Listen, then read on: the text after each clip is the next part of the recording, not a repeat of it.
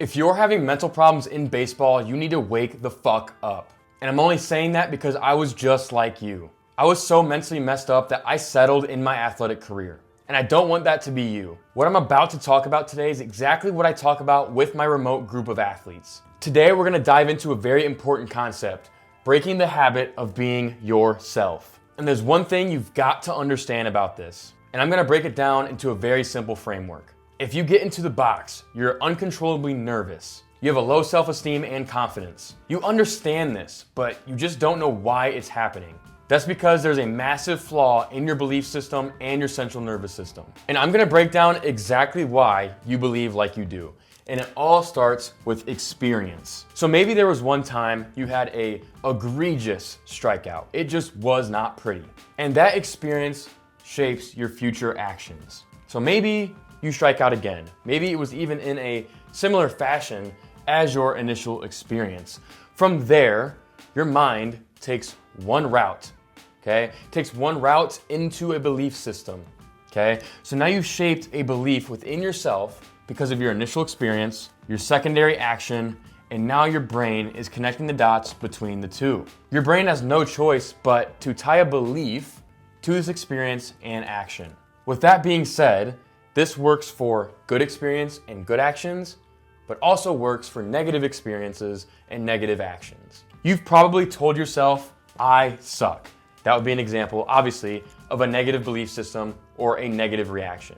It's up to you and only you, because you are in charge of your belief system, to flip this on its head entirely. We must reshape this belief system into only positive experiences, actions, and beliefs. If you're anything like I was, you're probably pretty aware of your belief system. You're aware you're not confident. You're aware you talk to yourself like shit. So the next natural reaction is gonna be, okay, Nate, how do I shift this belief system into something beneficial for me?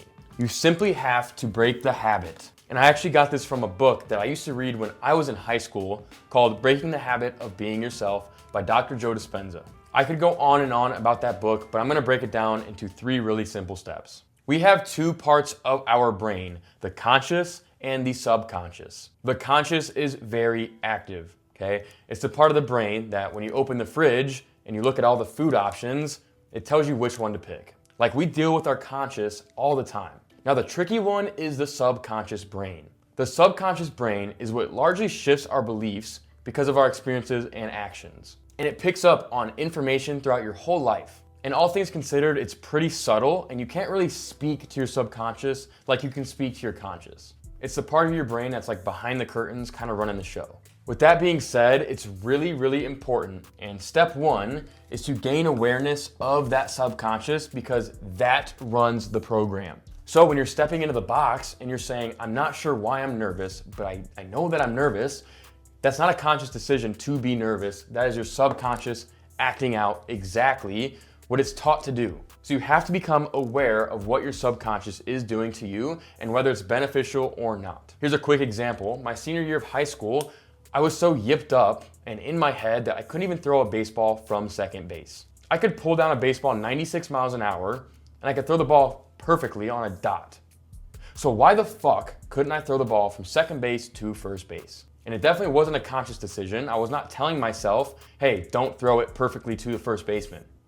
No, it was because my subconscious picked up on the previous errors that I made, and it made my brain believe that that's all I could do, make errors. The subconscious belief got picked up and I was not aware of it at the time. So you have to get in between right here with the awareness of the subconscious. Once you understand the subconscious is running the show, and you understand that you're not consciously making a decision to be nervous in the box, to be yipped up in the field, to be able to not throw strikes even though you know you have the ability to, we have to look at what methods can actually change and override the current subconscious belief. When we enter deep meditation or even sleep, that is when your subconscious is fully in control. Like, you know when you have a dream and you just can't control what's happening, but things are just going crazy? Yeah, that's your subconscious actually in action. So it should be understood that when we get into these deep brain waves of meditation and sleep, your subconscious is active, and that's actually our best opportunity to grasp the subconscious, which is pretty much running the show behind the curtains when you're in your day-to-day life.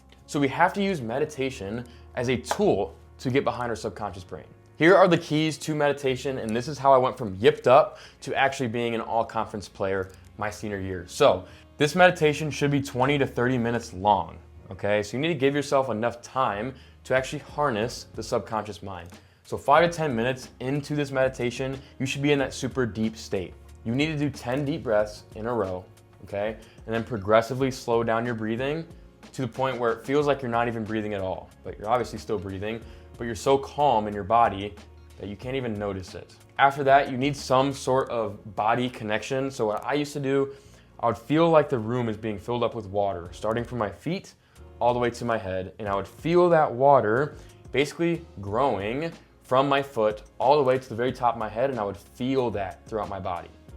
So you need some sort of method to get out of your body and start feeling those sensations. From there, and this is so imperative, you have to visualize success. So what does that look like for you? Maybe you struck out 3 times in a row. Maybe you struck out 10 times in a row, and you're so much in a rut, you don't even know what success looks like. This is gonna be your opportunity to practice, because your brain doesn't know the difference between visualization and actual in-world experience. Therefore, you can actually practice success in your mind, and your brain's gonna tie the gap. Therefore, you can actually practice success in your mind, and your brain's gonna connect the dots, the subconscious will. So a rep in your head where you're smoking a ball, off the wall is gonna do the same exact thing for you than if you actually did it. So you need to visualize success and what that looks like for you. For me, success looked like being super confident and loose in the box and smoking a ball right over the head of the second baseman. So I would repeat that over and over and over, and then I would also experience what that feels like for me. So what did smoking that ball feel like in my body, in my emotional state? Like what does that feel like? Like I really hearkened back to when I actually did that in game, like how did I feel? I literally felt that in my visualization and in my meditation. Typically, I was pretty happy, I was full of joy, I was having a good time.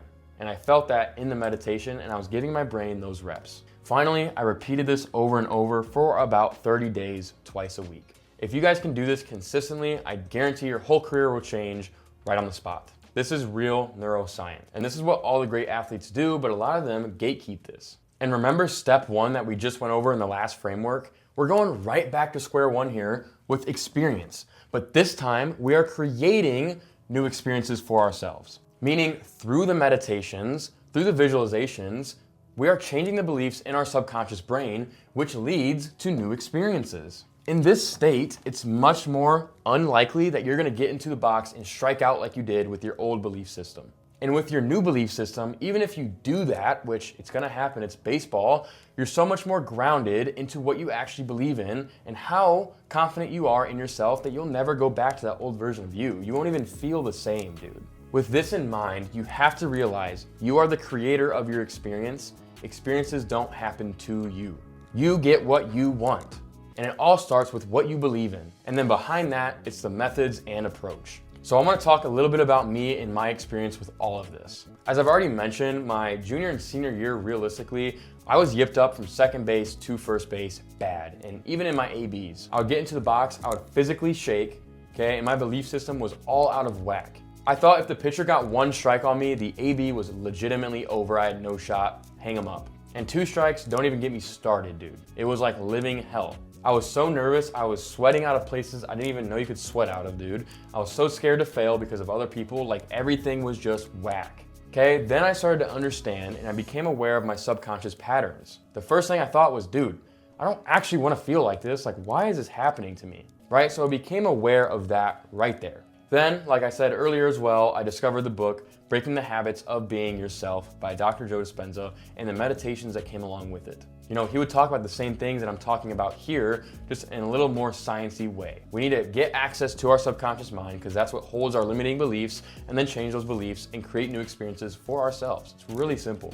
So I got to work 30 days straight, probably even more, 2 meditations a day, only 30 minutes a piece, and I went to town and I was shifting my whole belief system right there. I would sit down in my bed, I would visualize success, and I knew exactly what it felt like, so I went into the box and it felt familiar. I was in a familiar state because I practiced it during my meditations, and that familiar state led to way better experiences in my baseball career. So you have to create a new familiar state because right now it's very familiar for you in your brain to feel unconfident, to feel nervous, and all of those bad things that you don't want. So you have to create new familiarity. This is honestly what, it saved my career, to be honest. It saved my whole baseball career because I was heading down a really bad place. So right now, if you feel like I did in my junior, senior year, yipped up, but didn't know why or really how to solve it, then please do this framework. Remember, this is all your choice, and if this is a priority to you, why not try it out? Like, what do you have to lose, dude? And remember, do not settle. Fuck that.